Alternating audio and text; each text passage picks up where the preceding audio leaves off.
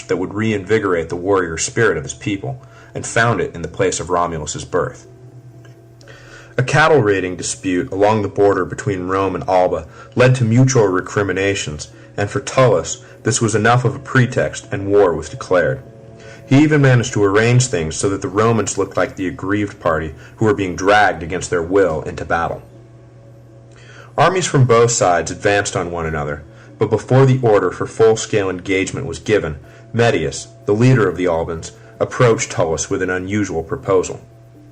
There was nothing to be gained, the Albans said, in a bloody struggle between two familial people when the Etruscans sat at both their doorsteps, eagerly awaiting any opportunity to invade. A fight between Alba and Rome would deplete the strength of both victor and vanquished, leaving the door wide open for the Etruscans to make them all slaves. Medius proposed that single combat should decide their quarrel. That way their respective armies could still keep the ambitious Etruscans in check. Tullus agreed reluctantly, seeing the logic of Medius's argument, though it would not be single combat per se that would decide things. Each army's ranks held 3 brothers, triplets, who were chosen to fight for the fate of their people. Alban Curiati is an episode, like the rape of the Sabine women, that has found its way into countless works of art and literature, most famously in The Oath of the Herati by Jacques-Louis David, that great lover of antiquity. In front of the opposing armies, the 2 sets of brothers squared off. The fight was furious, and in quick succession 2 of the Romans lay dead. Horatius, the remaining brother, knowing he could not take all 3 of his enemies at once, ran up a nearby hill, forcing the 3 Curiati to chase him. As the first neared, Horatius turned abruptly and killed him. The second Alban brother arrived too late to help, and Horatius fought and killed him as well. The third Curiati, weary from the chase and from wounds sustained in the earlier fight, was no match at all upon arrival. He fell to his knees, and Horatius did not fight him so much as execute him, plunging his sword down the poor bastard's throat. The Romans cheered their victory, and the Albans, grumbling at Medius's deal, were forced to withdraw and supplicate themselves to Roman rule. But Medius, aware of how precarious his authority was in the aftermath of this non-defeat to Rome, conspired to release his people from subjugation. He induced Veii, the nearest Etruscan city and, as we will later see, an important early rival of Rome, to attack the Romans. The Albans, Medius said, would be called upon to aid Rome, and he promised that at a decisive moment in the battle, the Albans would desert, leaving the Roman flank unguarded. Veii jumped at the opportunity to crush Rome and attacked immediately. Just as Medius predicted, Tullus called upon the Albans to join the fight, and the armies gathered to do battle. Just as the fight was about to begin, Medius ordered the Albans to withdraw. The Roman soldiers were shocked to see their ally suddenly leaving, but Tullus, thinking quickly, addressed his troops, telling them that it was his plan for the Albans to sneak around behind the enemy. The Romans, heartened, marched into battle with confidence and defeated the Veiites. Back in camp, however, Tullus ordered the arrest of Medius and had him brought before the Roman troops. Tullus then revealed the treachery of the Alban leader and, to the horror of his men, passed, without trial, a sentence of death by dismemberment. Their leader dead, Tullus then ordered the destruction of Alba Longa itself. He ordered the city destroyed and the citizens relocated to Rome, where they would become Romans, forever wiping Alba from the map. Tullus reigned 32 years and died in 642 BC. The return to arms was his lasting legacy, and the incorporation of the Albans was his most important contribution to the growth of the city. Henceforth, Rome's neighbors returned to their view of the city as little more than an armed camp, and worked tirelessly to defeat the Roman menace. Never again would Rome enjoy an extended period of uninterrupted peace, despite the efforts made by Tullus's successor, Ancus Marcius, the grandson of Numa, to bring the population back to his grandfather's vision of peace. Less is known, or told, about Ancus than any of his predecessors, but we do know that he attempted to follow in the footsteps of his grandfathers, but with far less success. Events conspired to force war upon him, and despite his natural proclivities, he accepted his fate and led the Romans into battle. A confederation of Latin communities who chafed under Roman dominance took Ancus's succession as the perfect opportunity to attack, believing they had another Numa on their hands who would be an easy mark. But Ancus accepted the challenge, and the Roman forces, battle-tested by their years under Tullus, routed each in turn. The defeated inhabitants were forced, like the Albans, to abandon their homes and settle in Rome, while Romans were sent to settle the vacated towns. Through this policy, the population of the city swelled, and the surrounding countryside was filled with subjects loyal to Rome. At the outset of the fight with the Latins, Ancus made his most important contribution to Roman society. Dissatisfied with the haphazard way war began between Rome and her enemies, he decided to inject a sacred ritual, introducing something of pneuma into the barbarism of armed conflict. A specific formula was proscribed as to how exactly the Romans would declare war on an enemy.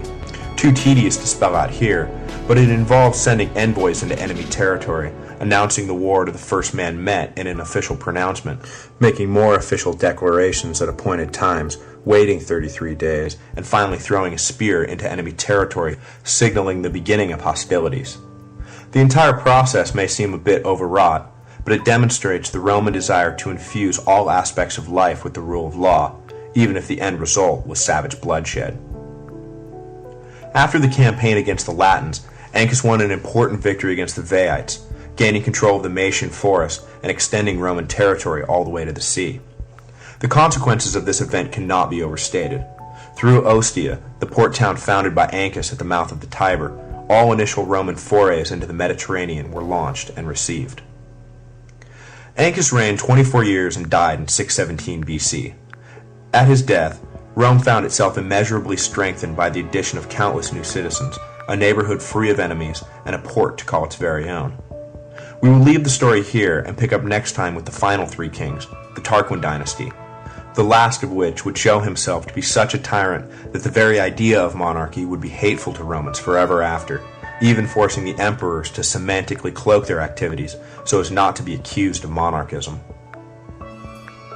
As I said earlier, the lives of these kings are apocryphal biographies designed to explain the origin and development of Rome to later Romans.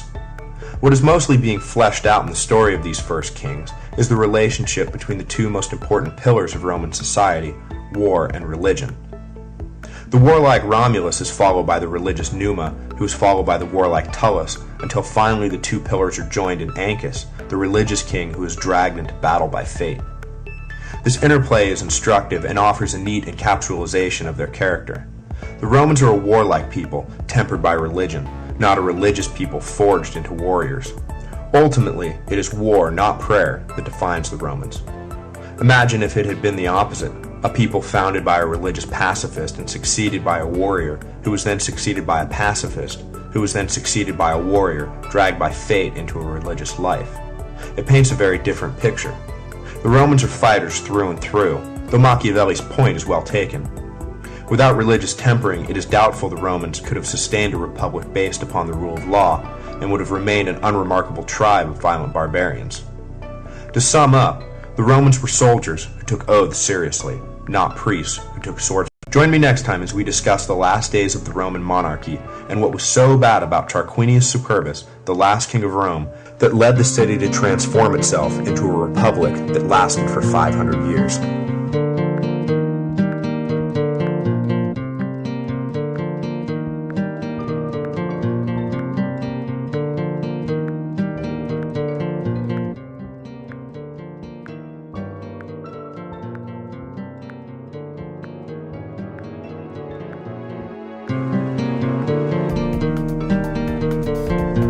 Hello, and welcome to the History of Rome.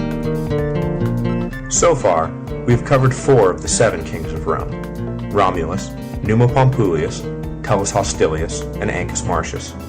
Today we will discuss the final 3, the so-called Tarquin dynasty, the father of Tarquinius Priscus, a decent if manipulative king, his adopted son and successor Servius Tullius, and finally his real son Tarquinius Superbus, who usurped his adopted brother and was then himself usurped by a fed-up mob, marking him forever with the infamy of being the last king of Rome.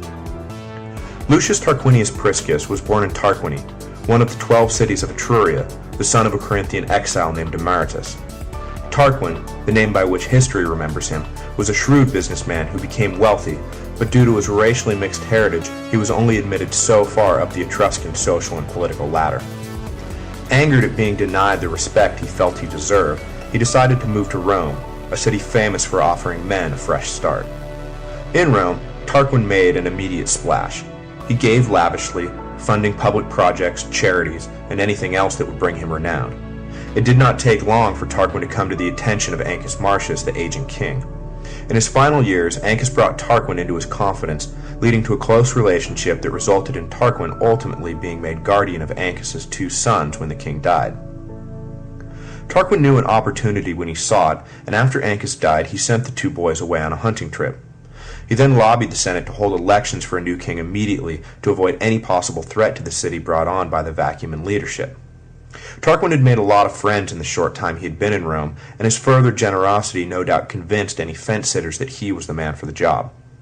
He was selected in a landslide and became the 5th king of Rome. One of his first acts, demonstrating his characteristic shrewdness, was to expand the Senate by another 100 men, bringing their total number to 300. The new senators were wholly obligated to Tarquin for their positions and, predictably, supported him in everything that he did, leaving the Senate little more than a rubber stamp for Tarquin's policies. This could have proven disastrous if Tarquin had been an incompetent or tyrannical leader, but he proved to be a conscientious and able king, both as an administrator and military commander. Soon after his election, Rome found itself at war, again, with some of its Latin neighbors. Tarquin easily routed his opponents and returned to Rome with a great deal of plunder. He decided to celebrate his victory by throwing public games, the likes of which had never been seen. But there was no stadium large enough for Tarquin's vision, so he ordered a hippodrome built between the Palatine and Aventine hills. This hippodrome, when completed, would become known as the Circus Maximus, one of the greatest sports venues in the ancient world. It would remain in continuous use for the 1,000-year existence of the empire. Immediately after work began on the Circus Maximus, Rome found itself embroiled in a fight with the remaining independent Sabine communities.